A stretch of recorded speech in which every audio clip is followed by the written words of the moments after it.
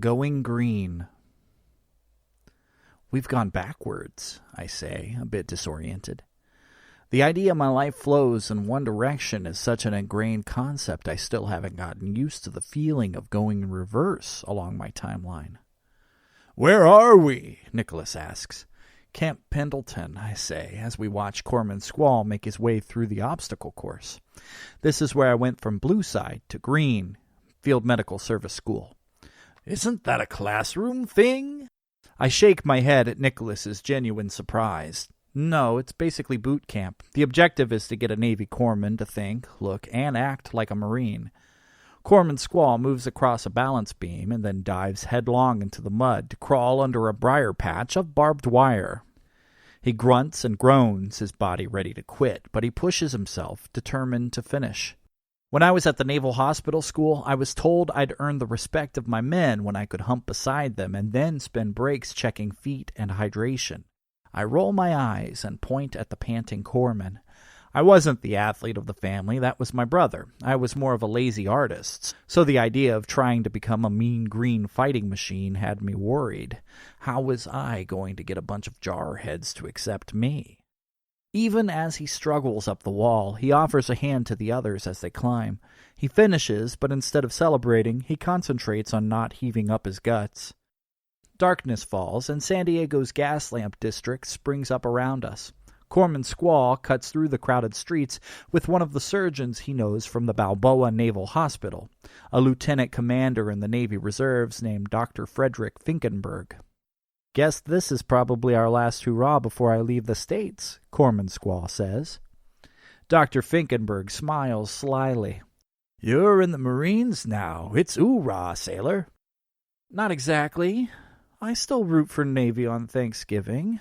This is our last hoo-yah, and that wouldn't even be true if you'd reconsider my offer." The doctor stares at Corpsman Squall with eyes like a pair of spinning records.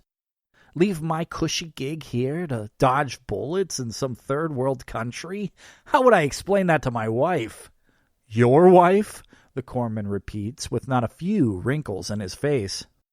"I think she'd take it better if you told her you were leaving her for another woman." "Precisely." The two walk in silence for a few moments, heavy with the reality their deepening friendship may very well be coming to a premature end. Dr. Finkenberg claps his hands and rubs them together, lifting the mood with his excited tone. "I have a surprise for you." "I told you I'm flattered, but I don't want to play doctor with you." "How would you like to meet your men?" he asks, lifting his eyebrows into a teasing peak. "I happen to know this is their favorite watering hole in all of San Diego." Corpsman Squall turns to the bar the doctor is pointing toward. It's a subdued and moody dive compared to the dance and grind clubs lining the urbane street. This place looks dead. "Well, yeah," the doctor says. "Wolves prowl the hills, but they live in a cave. They chase the girls at the club, but this is where they drink." With a big laugh, Corpsman Squall ducks into the bar. The Navy doctor, Nicholas, and I follow him inside. The appeal of the place is immediately apparent. It's a hidden gem.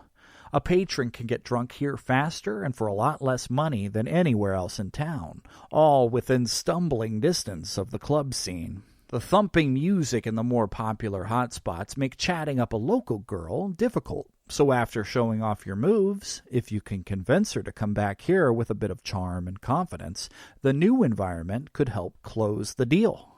She might even call some girlfriends for the rest of your squad.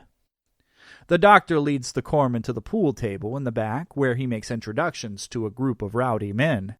Private First Class Analyk takes one good hard look at Corpsman Squall and asks a single direct question. "Are you a Republican?" Corporal Page, who's racking a new game, moans. "Oh God, not this again." Corpsman Squall looks to the other men for a lifeline. PFC Robbie Maletic points his video camera at the corpsman and watches him through the viewfinder. PFC Chewy Alvarez melts into a shoulder-shaking snicker. "Yo, Navy," Chewy says, offering a pool stick to the corpsman. "Your break." As Corpsman Squall lines up the first shot, Analyk says, "You ain't getting away without answering me. Are you a member of the grand old party or what? The balls smash together, crashing like atoms and spreading across the table. The corpsman has failed to sink any of them. He shakes his fist in disappointment and turns to Analyk. No, I'm not. Oh, no, another liberal. Abraham Lincoln is spinning in his grave, man. I tell you, boys, it's that don't ask, don't tell. I'm not a Democrat either. I'm neither. What? Analyk's dip bulges in his mouth, looking like it's ready to pop right through his lip. You're an American, ain't you? You're one or the other. Dr. Finkenberg wags a finger at me.